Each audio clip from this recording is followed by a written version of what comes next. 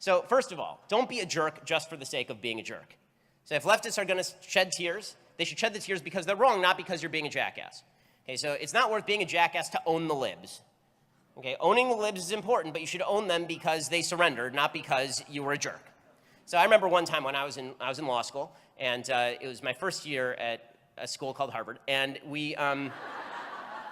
and I was at the Chabad house. It was a Friday night, and they used to have these big dinners at the Chabad house. And I found myself sitting across from this girl who was on the left. And she starts arguing in absolutely nonsensical fashion that the French have it right, that we should have a mandatory, I think it was 35-hour work week, that if you worked more than this, then the government would actually fine you because this created full employment. And I was explaining why economically that's idiotic and why this creates less productivity in society and why it actually ends up destroying businesses and all the rest of it.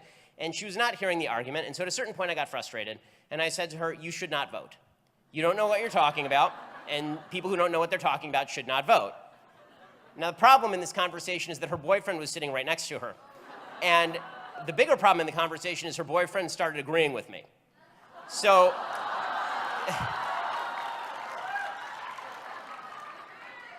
she started crying, and she's an actual leftist here. She started crying, and she left the room. And then later, a few minutes later, I hear them arguing downstairs. And then they come back up, and she wants to continue the conversation. At that point, I said, listen, the taxi window is closed, right? This conversation is basically over. Once I've made someone cry, I can't do that anymore.